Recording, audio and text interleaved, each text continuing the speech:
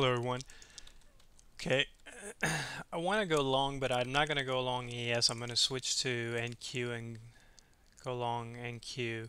And let me set my stop and I'll explain why I'm doing this.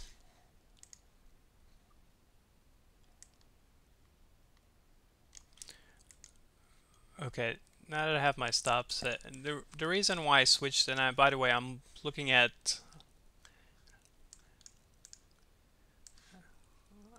I'm using multiple screens, so I do have NQ on my charts. It's just not on the screen that you guys can see. It's hard to fit all the charts here.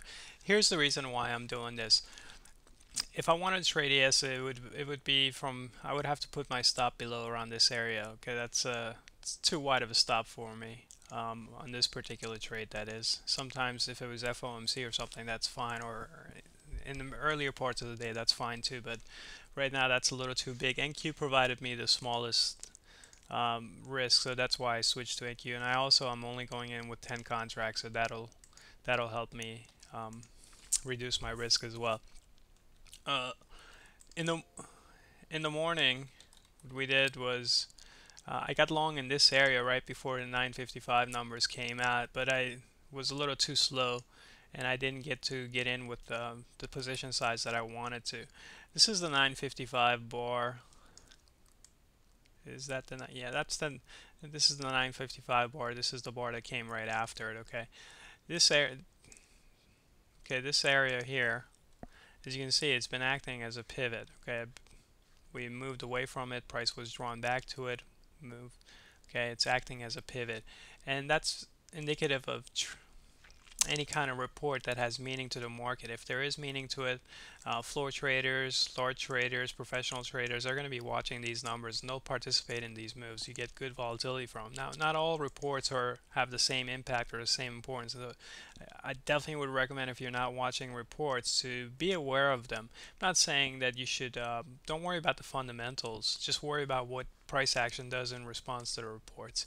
And categorize your reports, because some of them are more important and some are less important. Market tends to respect some more, and it's not, and it does change from year to year. They do change which ones are more important. So what you would need to do is categorize them. In order to do that, the only way to do that is to pay attention to them for a while, follow them, and then you can start categorizing them. So as you can see, I'm trading within that area again. I would have traded here if I was available. Would have taken a long here, scaled out, and just left my stop here. Hopefully, just because if we get the break, because what's going on right now, this is what's going on in today's price action so far. This is a 5-minute chart. This is basically what happened with this bar here and this bar here, and price is stuck between these two bars. Sellers, buyers. Okay, so we're going to get a break one way or another. I want to be positioned for the long side. Although the internals are a little bit mixed right now. My tick bias is telling me up. Volume breadth is not quite as bullish as that, so it's a little bit up. Volume index, okay, I use this as a internal also.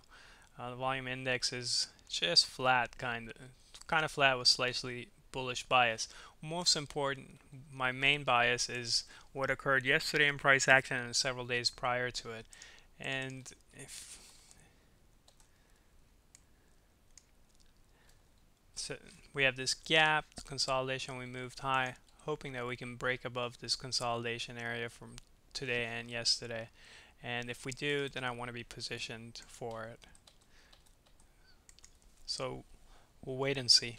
Today I've made two errors that I'm going to jot down, and it's not good to make too many errors when you're trading, especially day trading, since you have short period of time.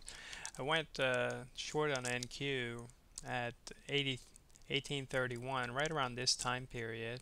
This is ES, but right around this time period. And something that I did miss is that there was a short signal here as well. Okay, using that short signal, although I'm extremely bullish, using that short signal, I could have waited to get a better fill around this area, thus reducing. Simply put,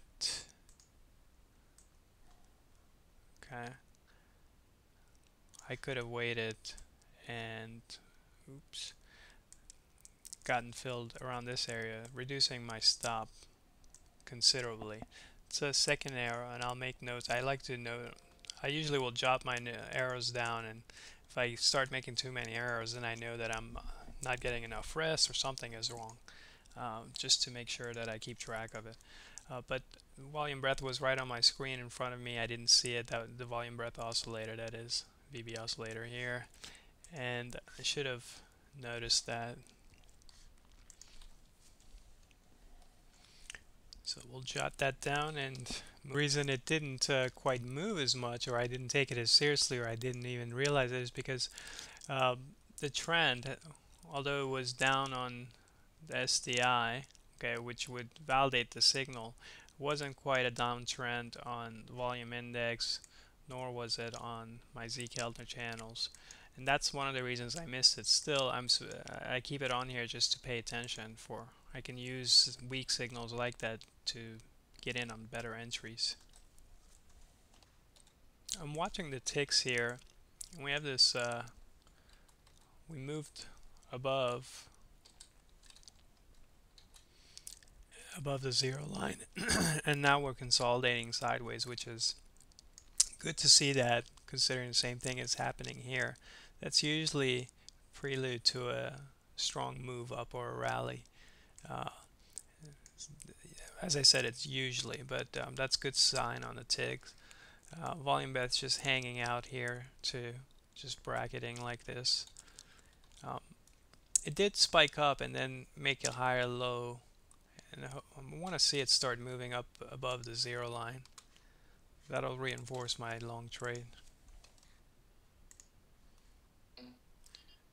Okay. Did a trade in the did a trade long trade in the ES. Let me switch back to YM. Excuse me, NQ. Okay. Still long NQ. Jumped into ES. I'm gonna start taking profits on the ES. I'm gonna get up 3.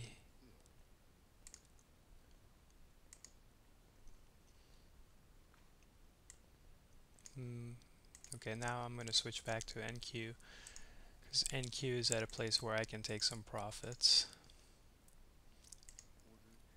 Got out 3.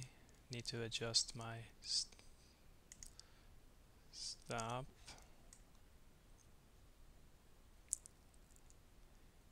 $28. On NQ, I'm going to place my stop. Okay. Let's see where we're at with, since I'm in both positions.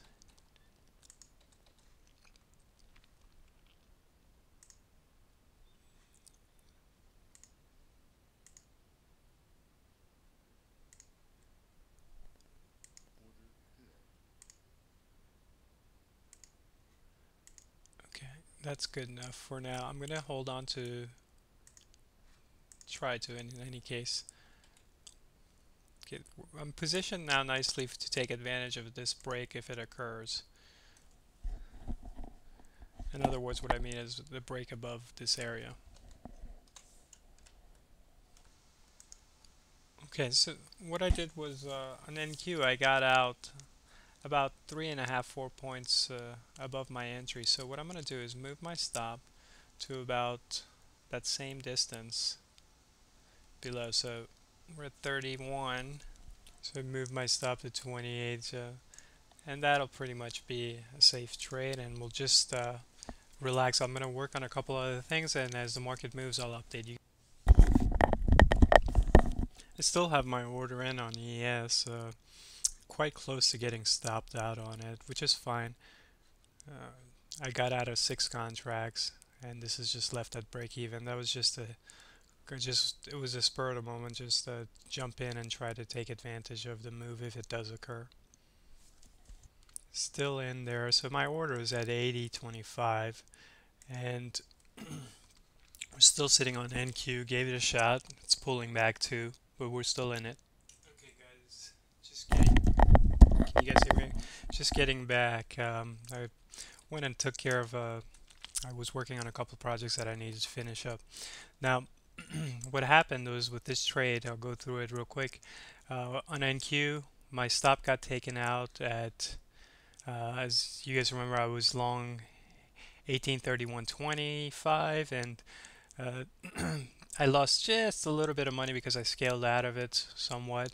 Uh, the ES trade that I took, the long trade, I scaled out of it and only had 4 contracts left. I took 6 out of it. So on that one, I made just a little bit of money. Basically, the ES trade was a hedge against my uh, NQ trade. So basically, both those trades were kind of hedged each other, and nothing lost, nothing gained. Gave the idea a shot.